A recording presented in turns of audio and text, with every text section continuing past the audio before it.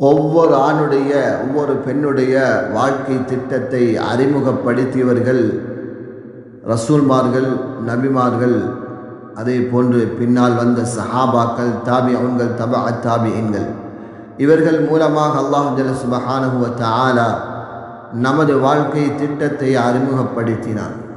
இதே அடிப்படையிலே வந்த ஹதரத் முஹம்மது ஸல்லல்லாஹு அலைஹி வஸல்லம் அவர்கள் இந்த உலகத்திலே 63 ஆண்டுகள் வாழ்ந்தாலும் அவருடைய வாழ்க்கை நம் அனைவருக்கும் முன்மாதிரியாக இருக்கிறது.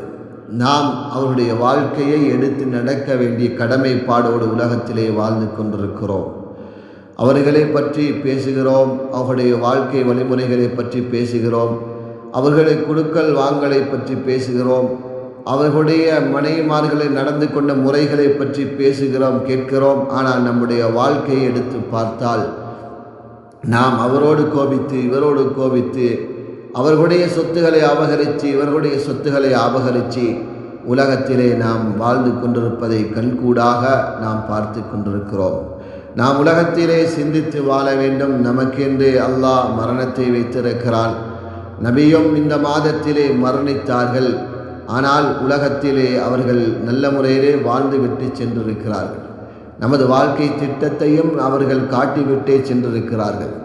நம்முடைய வாழ்க்கை சீராக அமைவதென்றால் அது நபி ஸல்லல்லாஹு அலைஹி வஸல்லம் அவருடைய வாழ்க்கை வழிமுறைகளோடு வாழ்வதில் தான் அல்லாஹ் வைத்திருக்கிறான் சகோதரர்களே. அதனால் நபி முஹம்மது ஸல்லல்லாஹு அலைஹி வஸல்லம் அவருடைய வாழ்க்கை வழிமுறை நமக்கு முன்மாதிரியாக இருக்கிறது. அந்த வாழ்க்கையோடு உலகத்திலே வாழ்வோம். உலகத்திலே கஷ்டமாக இருந்தாலும், பிரச்சனையாக இருந்தாலும், சந்தோஷமாக இருந்தாலும், இன்பமாக இருந்தாலும், எல்லா சந்தர்ப்பத்திலும் எல்லா அவகாசத்திலும் அவர்கள் உலகத்திலே எப்படி வாழ்ந்தார்களோ அந்த வாழ்க்கை நம்முடைய வாழ்க்கையிலே நாம் எடுப்போம். நம்முடைய வாழ்க்கையிலே எடுப்பதற்காக ஆகப்பெரிய சந்தர்ப்பம் அவர்களுடைய இந்த மாதமாக இருக்கிறது. அதனால் நாம் உலகத்திலே நல்லவர்களாக வாழ்வோம், நல்லவர்களாக மௌத்தாகுவோம். அல்லாஹ் சுவர்க்கத்தை வைத்திருக்கிறான் சகோதரர்களே.